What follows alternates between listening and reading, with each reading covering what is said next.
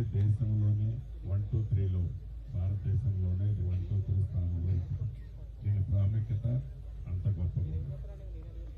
సుమారు 8 ఎకరాల పైచీలకు విస్తీర్ణంలో ఉంది.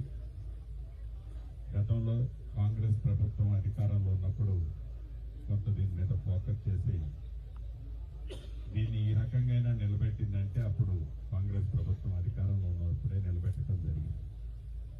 ప్రధానంగా ఇంకా ఇందాక టూరిజం అధికారి గారు చెప్పినట్లు ఇంకా ఎక్స్ప్రెషన్ చేస్తే చాలా గ్రౌండ్ లో ఉన్నాయి. అది కూడా మనం ఇప్పుడు చూస్తాం. అండర్ గ్రౌండ్ లో ఆనాటికి సంబంధించిన శిథిలాలు లేకుంటే ఫుల్ ఫ్లెడ్జ్ లో ఉన్న గ్రౌండ్ లో ఉన్నవి కూడా మనకి ఇప్పుడు కనిపిస్తాయి. కొన్ని అప్పుడు స్టార్టింగ్ కొంత స్టార్ట్ చేసి వదిలేశారు. అది మాన్యువల్ గానే తవ్వాల్సిన అవసరం ఉంది. రెండవది దీనికి దగ్గరలోనే ఒక మంచి మైనర్ ఇరిగేషన్ రిజర్వాయర్ ఉంటుంది. దీన్ని ఆనుకొని ఈస్ట్ లో ఉంటుంది, నార్త్ ఈస్ట్ లో.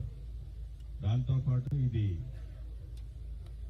మనం టూరిజం లో ది బెస్ట్ ప్లేస్ కింద దీన్ని మనం బౌద్ధ మతానికి సంబంధించి బెస్ట్ ప్లేస్ కింద దీన్ని మనం ఫోకస్ చేయడానికి కానీ న్యాచురల్ గా దీన్ని ఉన్నది దీంట్లో అప్పటిన్న జీవకళ చాలా స్పష్టంగా కనిపిస్తుంది.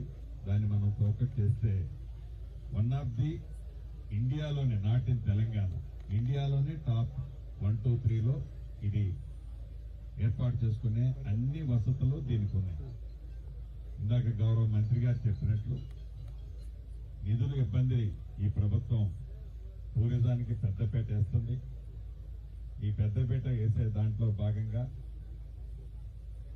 ఈ పాలేరు నియోజకవర్గంలో ఈ నేలకొండపల్లిలోని ఈ బౌద్ధ స్తూపంతో పాటు నేలకొండపల్లి ప్రాపర్ లో భక్త రామదాసు పుట్టిన స్థలం ఇది. అక్కడ కూడా ఈ భక్త రామదాసు యొక్క గొప్పతనం, ఆనాడు ఎలా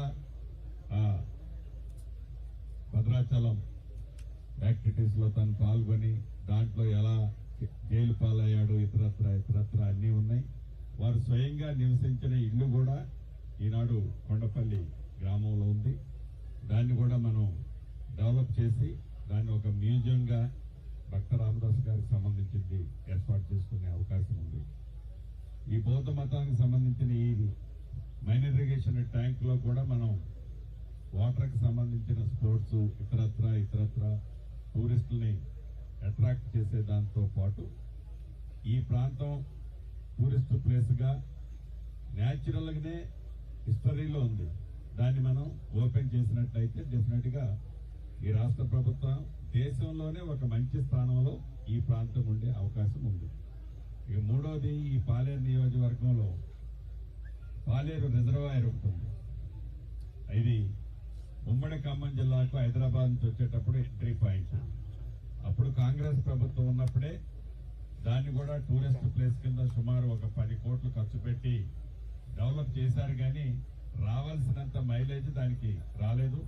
సుమారు అది 1.4, 1.5 టీఎంసీ కెపాసిటీ ఉన్న రిజర్వాయర్.